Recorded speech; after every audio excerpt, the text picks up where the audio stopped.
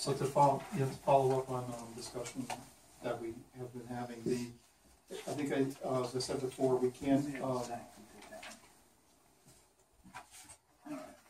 either the board is going to either the village is going to allow the use of village hall by outside groups, or it's not. Okay. I mean, that's your choices. If you are going to allow the use of village hall by outside groups, then it has to be pretty much open to outside groups, and then we can talk about rules and policy. Right now, it's not clear.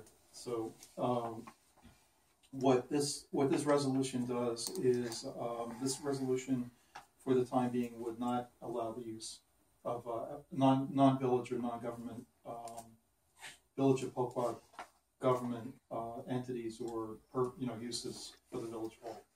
And another thing might be for you to consider is to this would be this resolution would be until further notice or until any further action of the board. But that would be it. It would be no more. For the time being, there'd be no use of the village hall by outside groups. One of the other things that you might consider is a similar resolution, which is that for the time set a time period, like 60 days, for you to assess things like the kinds of things that we're concerned about, like the safekeeping of our records, the facilities here, whether or not they're appropriate for public use, that kind of thing. Safety. People in the room. Right. Mm-hmm. So those as I see it right now, those would be your two choices. One would be that you adopt the resolution and not have any further use, until, or that you adopt a version of the resolution with the time. You agree that there's going to be a time period that you won't have use, maybe 60 days, 90 days, 30 days, whatever you want, 60 days, while you study exactly what a policy, or whether or not you can let the building be used by the public. Okay. Anyone else? I understand it. So will be a resolution in the next meeting. Either we'll can vote yes, no, or we can discuss it. We had talked about this, and I had said that I mentioned that 800-pound gorilla, which was not the outside group, it was the Civic Association. And so we can't allow one group and not the rest. Yes, and we have never had issues about security, damage, an overflow in the room from any group other than our own meeting. So it gets back to the Civic Association. That's what we're really talking about. And what I said was I would like to see whatever the issue is, resolved. That's what I would like to work on, rather than saying, okay, that's it. And I suggested that you meet with them. So have you met with them? No, I haven't. Okay, now we had gotten Carol, I think, stood up and said, we are willing to meet. So my thinking is, I would like to see this hall used, because I think we're throwing the baby out with the bathwater. We have an issue with the Civic Association. That means we can't have the harbor stuff and the sanctuary stuff. No one else needs it. Nobody else would use it. So it seems to me that the right objective would be to resolve whatever the issue is and have some understanding of what the objections are to the Civic Association. And that's what it is, the Civic Association, not all these other groups. They're all dumped into the same category. And I would like to see some effort made to have some ground rules. That we're not going to say, okay, everything's fine and forgotten and we're one big happy family. Let's just say, well, here are the things that I don't abide by. I cannot abide by it if I'm going to be the So mayor. then why don't we put it in with the time frame until that happens? Well, what I would like to have incorporated in that is that, because I'm telling you, I'm not personally going to vote for this until an effort is made. And I would be at the meeting with them, but I think since this is generated from you, I think we need to have some effort to have some understanding of what are the issues and can we resolve them. At least insofar as it goes towards having the use of the hall, which we've always had, And at the same time, you can't just go and do whatever you feel like it and say that, you know, we demand and we should be allowed to use the place for whatever. So we need to articulate what exactly are the issues that we're saying, okay, that's a line that you crossed and we're not going to continue in this way. And if they're, and it works on both sides. So if they just say, no, we want what we want and that's it, then, you know, we can take some action. I'm not hearing that, but if that's the case, I think we need to at least make an effort to see if there is that common ground. I agree, but then until with that, we come to that point, and I thought you were going to maybe facilitate that kind of meeting, that we should not allow anyone to meet in Village Hall until we come to that resolution. What's another 30 days? Then you said that's it. Okay. So that's where it ended. But if you're willing to do that, I don't want to all of a sudden say, okay, then we're gonna temporarily not allow it. Let's get a meeting going. Let's have that meeting right now, No, we No, can't we have it. can't. today. No.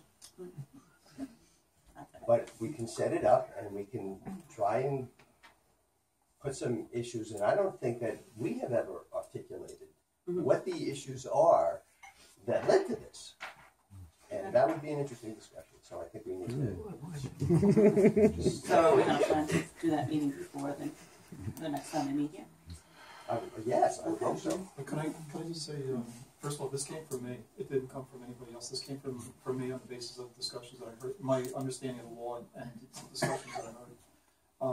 But the things I don't want to say I don't know what you're talking about, because obviously I know what you're talking about, but it's really not relevant to the use of the village hall. I mean, what's relevant to the use of the village hall is what's listed in this resolution, and these. It's you can't say that. Excuse me, very respectfully. We actually have had security issues. You know, we do have an issue with the cost of the village hall when it's used by and we can't. I respect the fact that we need to talk about the Civic Association. I understand that in a good way. You know, as not in the way that we're talking about, but we can't. Once it's open to a group, whether it's the Girl Scouts, Boy Scouts, whatever it is, I mean, then it's open. I mean, that's the thing, and then all of these things are relevant,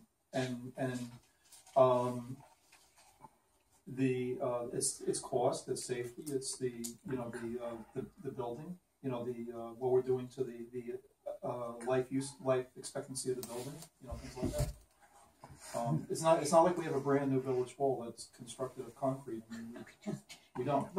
Yeah, But we do have up there town of Haven occupancy law that we have to abide by, whether it's this meeting or any other group that meets here. And I've taught a voting safety class here through the Coast Guard Auxiliary. There's been driver ed courses, driver safety courses to reduce people's insurance for the residents taught in this building. I believe it belongs to the villages. Villages support it with their taxes, and it should be used by the village. I don't agree with that. It does not belong to the villages. That's not true. Well, it's It is supported by villages' a taxes. government building, but I do agree that it should be open to the public, and it should be used for all these good things.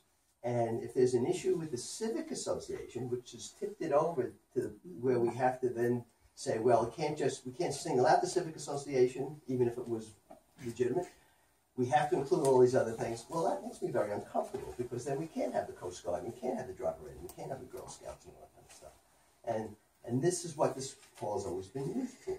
So again, it gets back to the Civic Association, not all these points that you mentioned. Nobody ever talked about the wear and tear on the building. It's just like not an issue. So we can put in all these things to justify it. But the reality is, it's the ongoing issue with the tit for tat with the Civic Association and all the other things that are going on. And what we need to articulate, we haven't done that, is to say, yeah, but this is what you're doing, Civic Association, that we can't abide by if we're going to have some kind of a cooperative working relationship. And if you're going to continue to do that in our house, then we're going to say, you're not going to be allowed to do that. And they have to understand that. But they express their willingness to meet on that and to say, okay, let's see if we can work on something. And we haven't responded. So I think that's where it is right now. So I think that this thing needs to be tabled. And an alternate resolution would be that we're going to arrange a meeting. They expressed a willingness to do that. Arrange a meeting with them and see where it goes. And then we can say, all right, this is what happened. It was good, it was bad, and we'll react accordingly.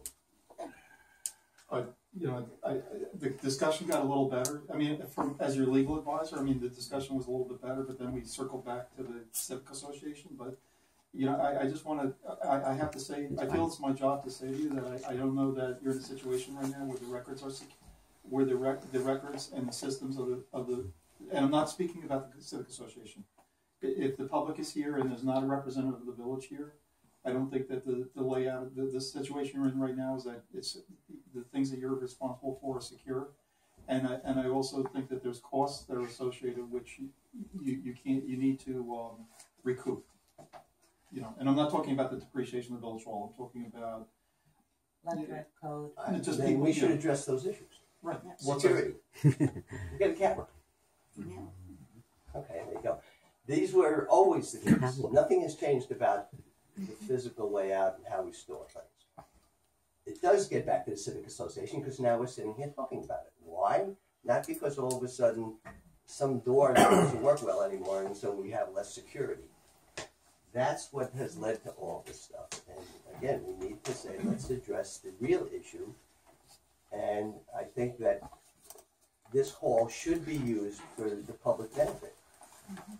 It is a governmental building, but it should be used for the villages, for all these different community purposes. And we can't do that and still say that a particular group can't use it. So we need to address the specific issues.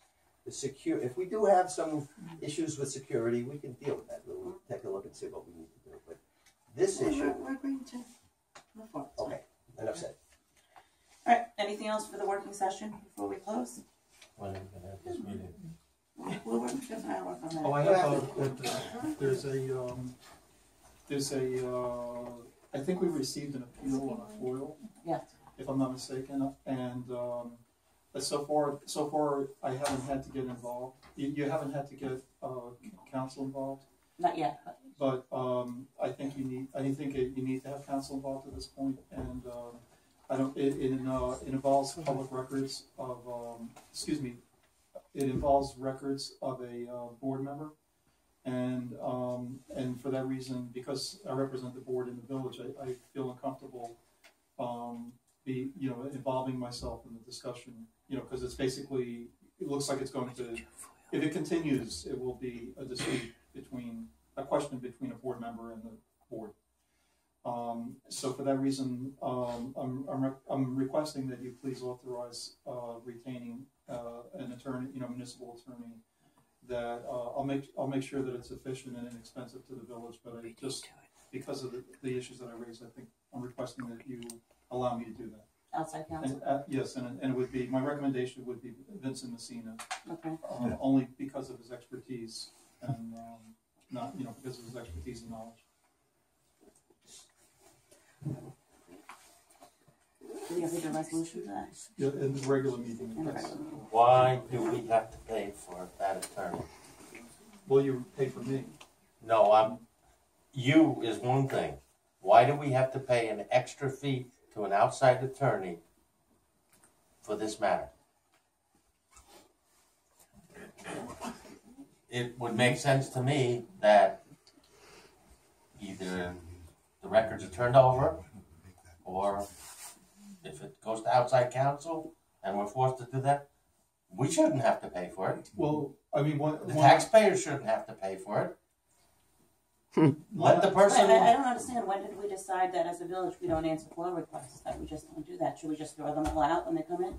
No, but my understanding is that there was a request and it wasn't fulfilled, and then an appeal was filed. So the next step could be that an Article 78 is done. If that is done, it would be done within the next couple of weeks. I mean, I would think. I mean, I won't discuss it publicly, but I mean, I'm just saying, and I don't want to be stuck between meetings, and then involved in this process. I really, so. Perhaps you could simply mediate the issue. What's there to mediate? Bring the Turn over recording, the records. If you don't know how to make a copy, sit in the room and play it. You're sitting there with your recording playing it. What is the problem? It's I on was very YouTube. simple. Well, the problem is, I have, YouTube was not foiled. what I have is from Wade Beltran saying that I do not have to do that. No, that's not what it says at all. That email says you need to contact Robert Freeman of the New York City Committee of the Open Meetings, which we did contact him. And we sent him your first email, and he said you have to do it. Okay, this is from Wade Beltran. Trustee Pesic, Bob Freeman, Executive Director at the Committee on Open Government, wrote the following opinion, which concluded that a recording made by a member of a school board for their personal use was not subject to disclosure. You're not a school board. You may wish to contact him further. The school board is an elected body. I spoke to Robert Freeman and sent him your email that you sent the board, and he said that's really too bad that he recorded on his personal recording. It should really be in Village Hall because he's a trustee, and since it's not, he has to make it available. And I asked him, what is the situation? I don't think he knows how to make a copy. And he said then he can play a date and a time to meet and play the recording. Why can't you do that? Could you just show me what Bob Freeman wrote back to you? And what was your question? So it's I sent your email. in the right context. All right, I'll send it to you. Okay, again, I don't know why it's that difficult. You're just making it difficult instead of just picking a date and time to do it. Or do we just say we don't do FOIL requests and we throw them all out?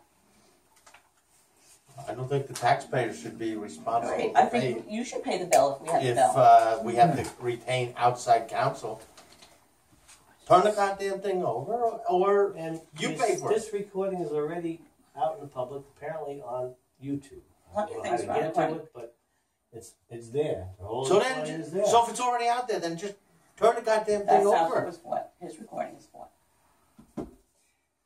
Joe, is it, I'm not sure I heard you correctly, but if we get another counselor to deal with this, is it more money for the village? Or in Yes. other words, you're uncomfortable with the situation, so you're stepping back.